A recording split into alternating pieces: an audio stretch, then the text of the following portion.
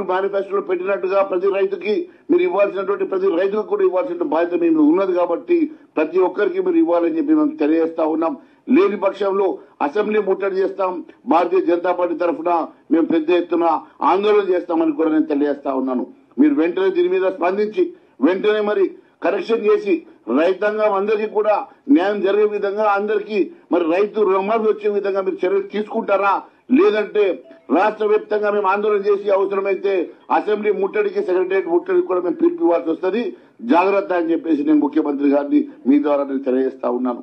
మీరు ఒకవైపు రైతు భరోసా గతంలో ఇచ్చినటువంటి రైతు భరోసా ఎన్నికల సమయంలో దాన్ని మరి ఎలక్షన్ కమిషన్ ఆపితే ఆ డబ్బులు మొన్నటి వరకు వచ్చిండ్రు. దాదాపు 6 నెలల నుంచి అవ్వేటప్పుడు మీరు పంచుతా ఉన్నారు తప్ప కొత్తగా మళ్ళీ సీజన్ వచ్చింది, కొత్తగా మళ్ళీ పంటలు వేసుకునేటువంటి రైతాంగానికి పెట్టుబడి అవసరం ఉన్నది. ఇప్పటి వరకు దాని మీద రైతు భరోసా మీద మీరు ఎలాంటి చర్యలు తీసుకోవడం లేదు. ₹1 కూడా రైతు భరోసాకి మీరు డబ్బులు ఇవ్వడానికి ఇప్పటివరకు ప్రణాళిక ఏర్పాటు చేసుకోలేదు. దాని విషయంలో అసెంబ్లీలో మాట్లాడుతూ అంటారు. మాట్లాడేది ఏమున్నది? ఆల్రెడీ డాటా ఉన్నది. గత ప్రభుత్వం ఇచ్చినటువంటి పూర్తి డాటా ఉన్నది. గత ప్రభుత్వంలో ఇచ్చినటువంటి రైతుల లిస్ట్ ఉన్నది. మీరు ఆ రోజు వాళ్ళు ₹10,000 ఇచ్చింది, మీరు 15,000 ఇస్తామన్నారు. మీరు 15,000 కాడికి డబ్బులు డిపాజిట్ చేయండి, మీరు బడ్జెట్ అలొకేట్ చేయండి. మీరు ₹1 డబ్బులు అలొకేట్ చేయకుండా టైం పాస్ చేసుకుంటూ ఈ రోజు మేము ఇస్తామని చెప్తే ఎక్కడి నుంచి చేస్తారు? మీరు బడ్జెట్ అలొకేషన్ చేయకుండా మీరు డబ్బులు ఇస్తారంటే ప్రజలు ఎట్లా నమ్ముతారు? ఎక్కడికి వెళ్ళి ఇస్తారు? మీరు ఇంత దారుణంగా మాట్లాడుతూ ఉన్నారు, ఇన్ని అబద్దాలు మాట్లాడుతూ ఉన్నారు. ఖచ్చితంగా రైతు భరోసాని ఈసారి ఈ సీజన్కి ఎగ్గొట్టే ప్రయత్నం చేస్తున్నట్టుగా మేము భావిస్తున్నాం. మీరు లేదా దాని విషయం ఎట్లయితే మేము అసెంబ్లీలో చర్చిస్తామంటున్నారో మరి రుణమాఫీ అంశంలో కూడా మీరు చర్చించి రుణమాఫీ అంశంలో కూడా మరి ఆ కండిషన్స్ ఏందో మాతో అందరితో మాట్లాడుంటే బాగుండేది. అన్ని పక్షాల రాజకీయ పక్షాలను మీటింగ్ ఏర్పాటు చేస్తే ఉండేది. ప్రతిపక్షాలతో చర్చిస్తే బాగుండేది. మీరు ఎవరితోటి మాట్లాడకుండా ఇష్టానుసారంగా మీరు నిర్ణయాలు తీసుకున్నారు కదా.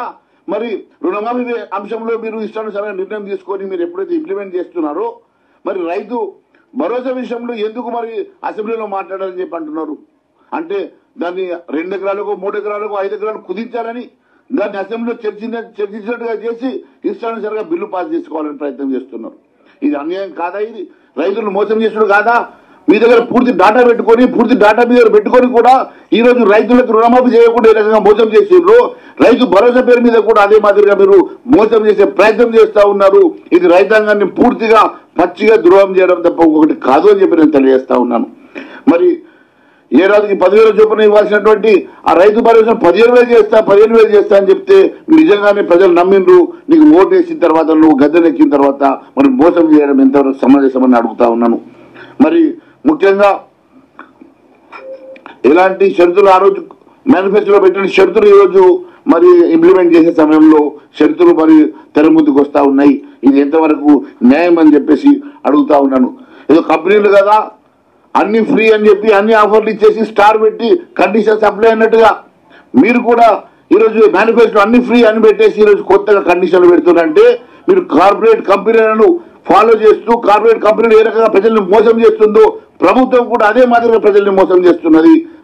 ప్రజలు అన్యాయం చేస్తూ ఉన్నమాట. వాస్తవం కాదా?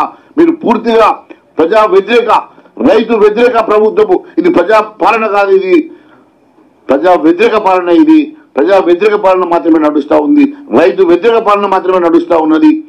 యువత వ్యతిరేక పాలన నడుస్తూ ఉంది. నిరుద్యోగ వ్యతిరేక పాలన నడుస్తూ ఉన్నది. ఈరోజు కేవలం మీరందరూ కూడా అవినీతి సొమ్ము చేసుకోవడం, అరాచకాలు చేసుకోవడం, మరి ఈరోజు ప్రజానికాన్ని మోసం చేయడం, ఏ రకంగా దోచుకోవడం అనే ఆలోచన మాత్రమే ఈ ప్రభుత్వం చేస్తుంది తప్ప ప్రజల కోసం, ప్రజల సంక్షేమం కోసం మీరు ఇచ్చిన హామీలను పెట్టుకునేటువంటి ఏ ఒక్క ఆలోచన చేయకుండా యావత్ ప్రజానికాన్ని మోసం చేస్తున్నట్టు మాట వాస్తవం కాదని చెప్పి అడుగుతా ఉన్నాను. ముఖ్యంగా నేను ఒకటే అడుగుతా ఉన్నాను, రైతన్న అప్పుల భారాన్ని తగ్గించాలంటే మీరు మీ ఆర్థిక భారాన్ని తగ్గించుకునే ప్రయత్నం చేస్తా ఉన్నారు. రైతుల ఆర్థిక భారాన్ని పెంచుతా ఉన్నారు. రైతుల్ని మోసం చేస్తా ఉన్నారు. రైతులు ఈరోజు చాలా మంది రైతులు ఈరోజు ఆత్మహత్య చేసుకోవడానికి ఈరోజు రేవంత్ రెడ్డి పాలన కారణం అని చెప్పి నేను అంటా ఉన్నాను. రేవంత్ రెడ్డి గారు మీరు ప్రజా వ్యతిరేక విధానం వల్ల, రైతు వ్యతిరేక విధానం వల్ల ఈరోజు రైతులను ఆత్మహత్యలు చేసుకుంటా ఉన్నారు. ఇదే కొనసాగితే భారతీయ జనతా పార్టీ ఎట్టి పరిస్థితులు ఊరుకునే సమస్య లేదు. మేము ప్రజా గొంతుగా ప్రజల మధ్యలో నుంచి వస్తాం.